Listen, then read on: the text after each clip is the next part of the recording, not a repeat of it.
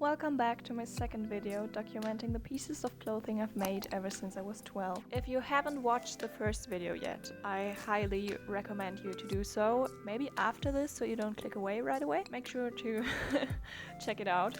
Now, maybe you've seen the thumbnail and read clothes I created as a teen. Well, I've gotta admit, not all of these were made when I was still officially a teen. Some of these I made when I was 20, but I wanted the colors to match, so that was kind of more important. So jumping right in with the first piece, this is a shirt or blouse I made last year during the pandemic, along with the black dress from the last video. These are the first two pieces I made during the pandemic. As you can see, the back is open and it's tied at the back of the neck. I made the ties purposely long. This way I can also wear the ties in the front like a bow tie.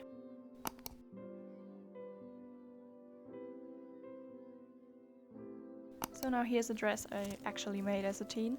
I was 17 when I made this. It's from this beautiful, crinkly, kind of wet looking green fabric. It's also funny because all the creases are intentional, so I never have to iron it. There also seems to be a recurring tie theme here. There are two ties on the left and right side of the cups, which end in the back, where they are tied into a bow. Now I've gotta admit, it's actually kind of hard to put this dress on myself. I always need someone to tie the bow, so I would usually just ask whoever's near me, could you please tie the bow on the back of the dress? Thank you! Also, fun fact, I hand-stitched a lot of this, like basically the entire upper area of the dress is hand-stitched because I was an annoying 17-year-old who wanted to get into couture and was like, I'm just gonna hand-stitch all of this because I have too much time.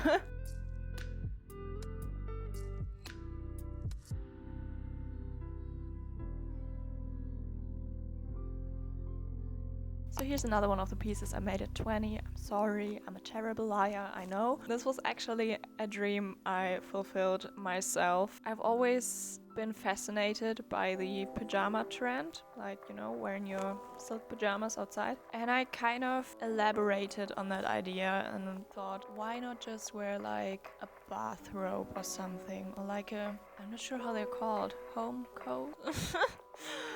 Night robe, you know what I mean. Why not just wear these on the street like you do with the silk pajamas? And because I wanted it to look luxurious, because you know, if you wear this kind of coat outside and it's from like a cheap fabric, it's gonna look like you've jumped out of bed, literally. So I chose wonderful green velvet for this one and made this kind of velvet bathrobe for myself.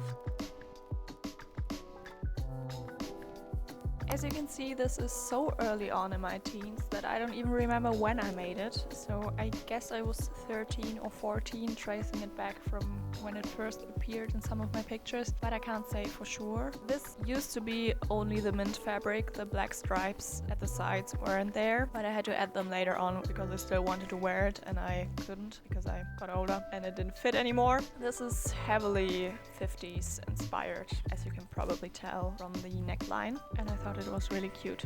I was really obsessed with the color mint green when I was that age. And now in hindsight, after having watched Lady Gaga's Marry the Night video a trillion times, it really reminds me of that era. These terry cloth shorts tie in very nicely with the dressing gown made from velvet. I thought, why not push the boundaries? Why only limit this fabric to bathrobes or towels? Why not introduce it to everyday wear? Like, why has no one done that before? I don't have the answer for that, but I think we can applaud my innovative spirit.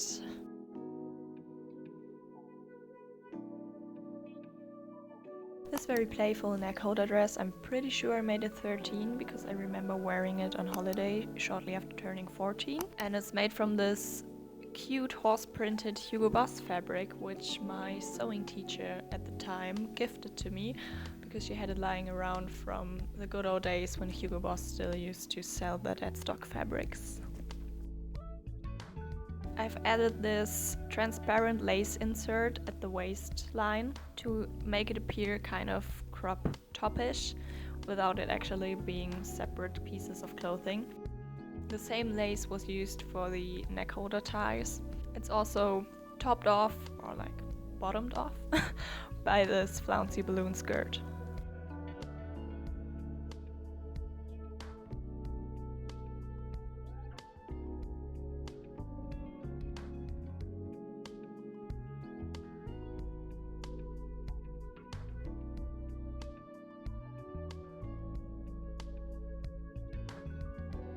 I know, another one I made at 20. I've called this one cupcake dress, which is probably self-explanatory because of all the ruches and ruffles and the color.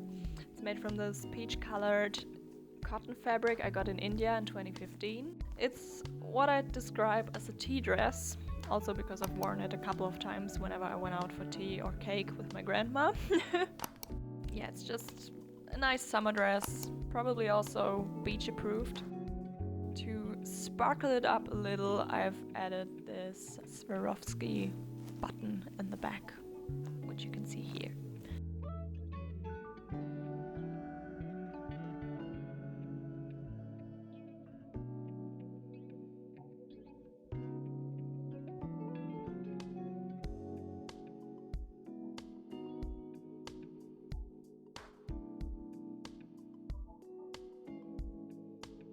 So for the grand finale, I've picked entire look I've made. These are actually 2 pieces of clothing I've made that match, that are combinable.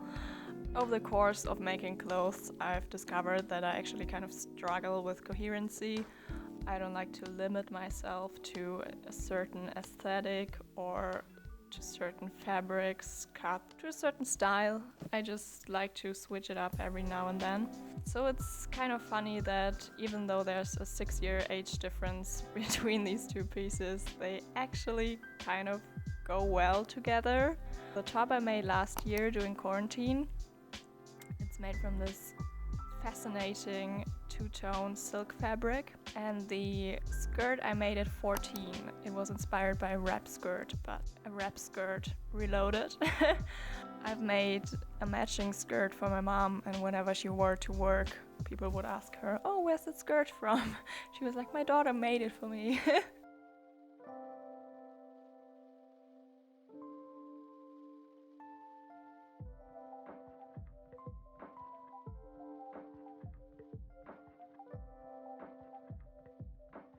Thank you so much for watching. Make sure to like, comment and subscribe so you don't miss the next video. Have a nice day. Bye!